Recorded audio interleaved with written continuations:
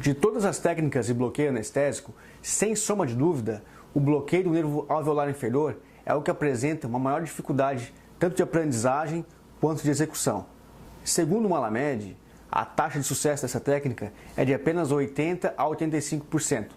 Porém, com a prática, esse índice ele vai aumentando com o tempo. Nesse vídeo, você vai aprender o passo a passo dessa técnica, explicado em detalhes, de forma bem direta e objetiva. Sem sombra de dúvida, essa é a técnica de bloqueio que as pessoas têm mais dificuldade de aprendizado, e mesmo os dentistas com mais tempo de formado, às vezes erram bastante na execução dessa técnica. Então a gente vai conversar o passo a passo para você aprender e maximizar a chance de sucesso durante o bloqueio dessa técnica. Após entrar no forame mandibular, ele percorre anteriormente, ele vai inervar todos os dentes daquele lado, daquele M-lado da mandíbula.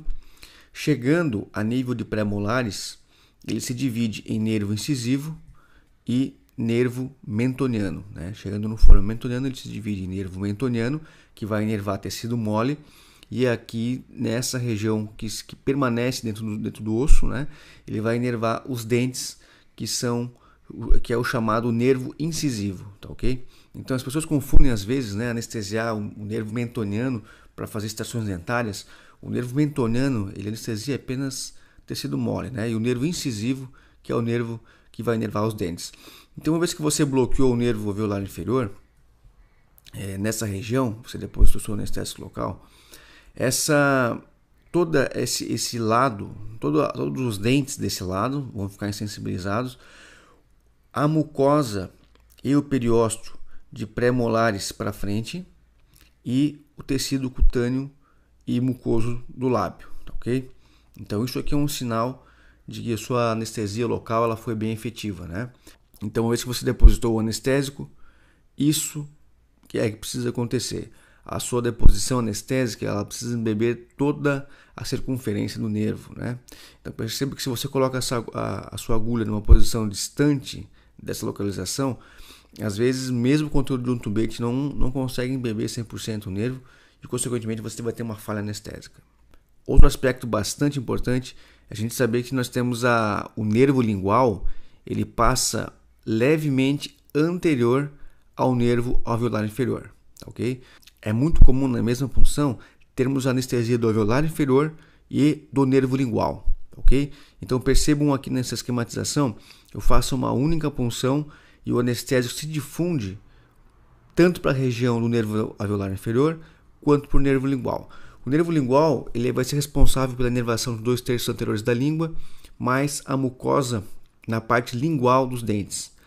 Então, se você vai fazer uma extração dentária, por exemplo, é essencial você anestesiar o nervo alveolar inferior e o nervo lingual, por conta da anestesia da mucosa lingual dos dentes, ok?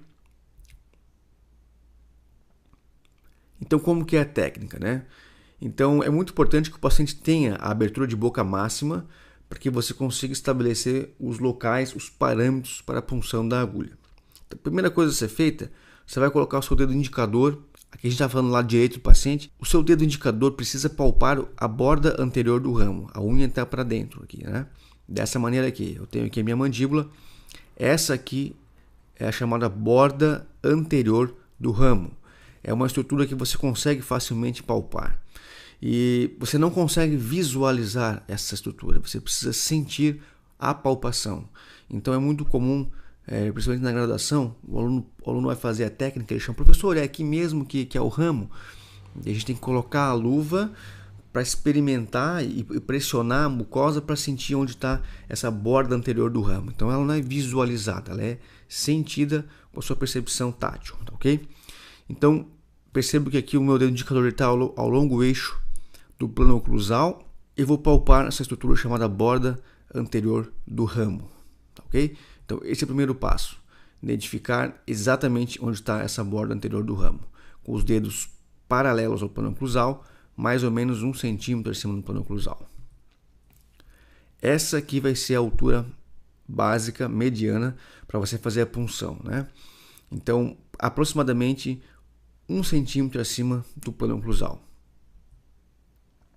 Outra estrutura que eu preciso identificar é a chamada ráfia ptérigo-mandibular, que é um cordão fibroso que ela vai lá na placa pterígoide até a região do trígono reto molar. Então, alguns pacientes vão ter essa RAF bem proeminente, e outros pacientes vão ter essa RAF um pouco mais delgada, um pouco mais sutil. Então, inicialmente, eu preciso identificar a borda anterior do ramo e a RAF ptérigo-mandibular. A partir daí, eu vou traçar uma linha reta imaginária que vai da ponta do meu dedo até a parte mais profunda da RAF, né? A RAF, aqui a gente está vendo uma visão bidimensional, mas se você olhar ela de lado, ela vai se aprofundando aqui, ela faz uma volta e vem para cima. Essa parte mais profunda da RAF seria o término dessa minha linha imaginária. Então, após isso, eu vou dividir essa linha imaginária em 4 porções. A minha punção ela vai ser a 3/4 da distância da ponta do meu dedo à parte mais profunda da RAF. Então, voltando, faço uma linha imaginária da ponta do meu dedo à parte mais profunda da RAF. A minha punção vai ser a 3/4 da distância dessa linha imaginária. Então, você tem que pensar que a sua carpule, a sua agulha, ela vai quase que tangenciar a RAF, né? Então, tem que ser uma punção mais posterior. Eu vejo um erro bastante comum das pessoas fazerem a anestesia muito anterior. Aí você introduz a agulha, logo já toca no osso e você não consegue chegar no nervo, né?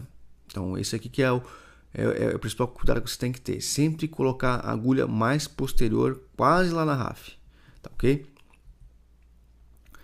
Ó, outra coisa que é bem importante é quando você fazer essa punção, a sua carpula ela tem que estar aqui, ó, entre pré-molares, quase que molares às vezes, tá? E às vezes a comissura labial ela precisa ser estirada para você conseguir botar a carpule nessa posição. Se você vê na literatura, eles falam bastante de deixar a carpule na nível de pré-molares, né? Eu tenho notado com a experiência que quando você coloca ela mais entre segundo pré e primeiro molar, você consegue ter uma punção ainda melhor, né? Então é importante você colocar a agulha, introduzir a 3/4 da distância da borda a RAF, mas essa posição da carpule aqui ela é fundamental, né? Essa angulação. Se eu estou com a minha agulha aqui e a minha carpule está muito para anterior, eu vou penetrar a agulha muito profundo, não vai tocar o osso. Se eu coloco a minha carpule muito para a posição dos molares, essa angulação aqui vai tocar o osso muito cedo. Então essa aqui que é a angulação ideal. Então tá lá, definir minha área-alvo, como que eu vou proceder, né? Então eu vou introduzir a minha carpule até quando, né? Vou introduzir até tocar o osso. Tá? Essa agulha utilizada precisa ser a agulha longa, tá? Sempre. Se precisar trocar a agulha longa, você vai usar uma extra longa, mas jamais uma agulha curta. Porque em alguns pacientes, mesmo a agulha longa, você precisa introduzir quase ela na sua totalidade, né? E é desejável você deixar uma pequena porção de agulha sem introduzir nos tecidos, porque caso haja uma movimentação brusca do paciente, ele deu um espirro, por exemplo, e a agulha vier a quebrar, é algo muito raro, mas possível, ela vai quebrar nessa junção com a calota. Então fica uma pequena porção para fora do tecido, você pega uma pinça hemostática e prontamente retira essa agulha. Então isso é muito importante, tá? Sempre utilizar a agulha longa. Então você vai introduzir a agulha até tocar o osso, tá? Isso é muito importante. Se você não tocar o osso, você não está na posição correta, ok? Após tocar o osso, você vai recuar 1 milímetro. Por que recuar 1 milímetro? Porque não é desejável que você adentre o forame com a sua agulha, né? Então, se você tocou o osso, você pode estar dentro do forame. Aí você recua 1 milímetro, você sai de dentro do forame. Na sequência, você vai fazer o refluxo. Qual que é a importância do refluxo? Se o anestésico é depositado no interior de um vaso, além da possibilidade de você ter uma reação de superdosagem muito maior, a gente vai ter um insucesso na anestesia. Porque o anestésico, uma vez depositado na artéria, ele vai para a corrente sanguínea. Ele não fica lá embebendo o nervo. Então, por que às vezes a anestesia não pega? Você faz a sua anestesia, não executa o refluxo, fez uma injeção intravasal, esse anestésico não está ali em contato com o nervo, ele está na circulação sanguínea. Então, por isso que é fundamental você executar o refluxo, né? Aí você vai administrar a solução anestésica. Essa administração, ela precisa ser lenta e constante. A gente já conversou das vantagens de você usar um tubete de vidro, né? Porque o êmbolo ele desliza mais suavemente, mais constantemente sobre o vidro, né? Outra vantagem de você administrar a solução lenta é que caso, mesmo assim, você esteja no interior de um vaso, se você administrar lentamente, a chance de superdosagem ela é menor do que você fazer uma injeção em bolos, né? Só você pensar, você vai no hospital tomar uma medicação endovenosa, sempre ela é feita lentamente, nunca em bolos, assim, um volume muito rápido, em um curto espaço de tempo. Qual que é o tempo estimado para você administrar um tubete nessa técnica no velar inferior? Aproximadamente 1 minuto. Você não precisa marcar no relógio. A gente está falando só uma estimativa, né? Então a injeção ela precisa ser lenta e constante em aproximadamente 1 minuto, tá? Vou administrar todo o meu tubete? Não. Você vai deixar pelo menos lá um 0,1 ml final para você fazer a anestesia do nervo lingual. Então é quase que o tubete todo, tá ok? Então terminou essa quantidade de anestésico, você vai recuar a agulha pela metade. Qual que é o objetivo disso? É fazer o bloqueio do nervo lingual. Então olhando nesse esquema você consegue ver, ó, o lingual ele é localizado levemente anterior ao nervo alveolar inferior. Então você coloca 4/5 do seu tubete mais ou menos e deixa só uma porçãozinha final para você recuar metade a agulha e depositar esse 0,1 para anestesiar o nervo lingual, tá ok? Então vai lá, deposita o restante e nesse momento você vai retirar a sua agulha e o paciente pode fechar a boca, tá ok? Quanto tempo eu preciso esperar para que a anestesia se instale? Esse é um grande erro que eu vejo também as pessoas cometerem, tá? O cirurgião dentista anestesia, faz o bloqueio e ele espera 1 ou 2 minutos e já quer iniciar o procedimento. O tempo de espera para o início da anestesia do nervo alveolar inferior é pelo menos 5 minutos, tá? Daí para mais. Como ele é um nervo um pouco mais calibroso, a gente precisa dar tempo para que essa solução anestésica adentre aquela região, a bainha nervosa. Isso é um processo um pouco mais lento, né? Então eu indico de 5 a 10 minutos, né? O ideal é você esperar 10 minutos. Então quando eu faço, por exemplo, cirurgia terceiro molar, que a gente sempre faz os 4 no mesmo tempo, eu sempre anestesio o superior, aí anestesio de baixo, enquanto eu faço a extração e a estrutura do siso de cima, a anestesia inferior já vai se instalando.